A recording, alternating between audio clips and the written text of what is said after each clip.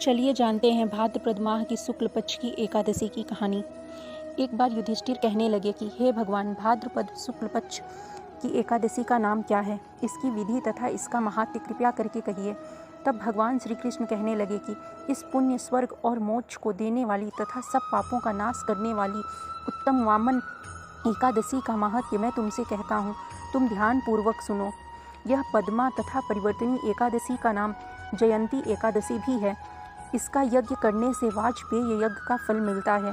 पापियों के पाप नाश करने के लिए इससे बढ़कर कोई उपाय नहीं है। जो मनुष्य इस एकादशी के दिन मेरी वामन रूप की पूजा करता है, उससे तीनों लोक पूज्य होते हैं।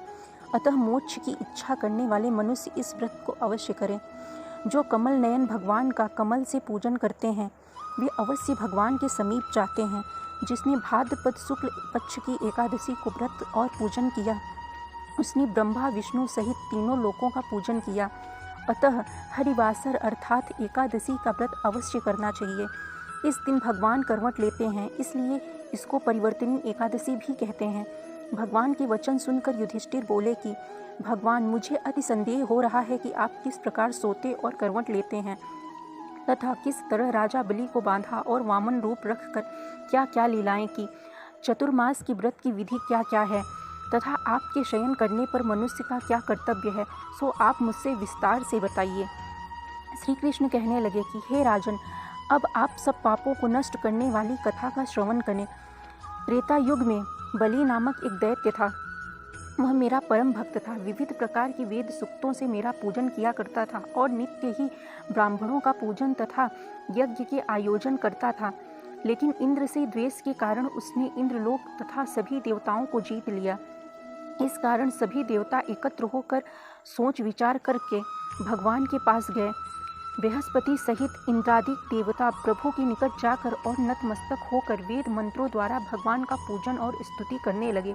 अतः मैंने वामन रूप धारण करके 5वां अवतार लिया और फिर अत्यंत तेजस्वी रूप से राजा बलि को जीत लिया। इतनी वार्ता सुनकर राजा युधिष्ठिर बोले कि हे जनार्दन, आपने वामन रूप धारण करके उस महाबली दैत्य को किस प्रकार जीता।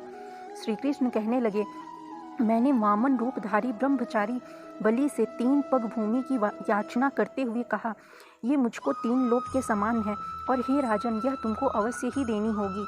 राजा बलि ने इसे तुच्छ याचना समझकर 3 पग भूमि का संकल्प मुझको दे दिया और मैंने अपने त्रिविक्रम रूप को बढ़ाकर यहाँ तक कि भूलोक में पद, भूवलोक में जंघा, स्वर्गलोक में कमर, महलोक में पेट, जनलोक में हृदय, यमलोक में कंठ की स्थापना कर सत्यलोक में मुख, उसके ऊपर मस्तक स्थापित किया।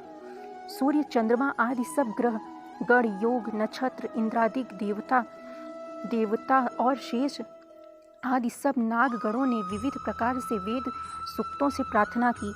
तब मैंने राजा बलि का हाथ पकड़कर कहा कि हे राजन, एक पद से पृथ्वी, दूसरे पद से स्वर्गलोक पूर्ण हो गए, अब तीसरा पग कहाँ रखूं?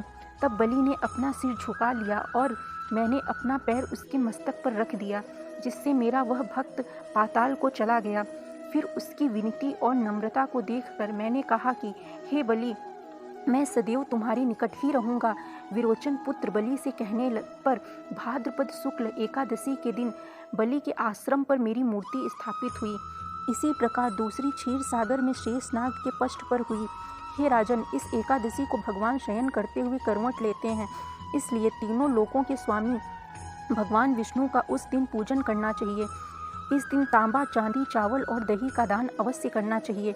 रात्रि को जागरण अवश्य ही करना चाहिए। जो विधि पूर्वक इस एकादशी का व्रत करते हैं, वे सब पापों से मुक्त होकर स्वर्ग में जाकर चंद्रमा के समान प्रकाशित होते हैं और यश पाते हैं। जो पाप नाशक इस कथा को पढ़ते या सुनते हैं, उनको 1000 अश्वमेघ यज्ञ का फल प्राप्त होता है। मेरे साथ आप सभी प्रेम से कहें राधे राधे। अगर यह कहानी आपको पसंद आई हो तो कृपया करके मेरे वीडियो को लाइक, शेयर और सब्सक्राइब जरूर करें।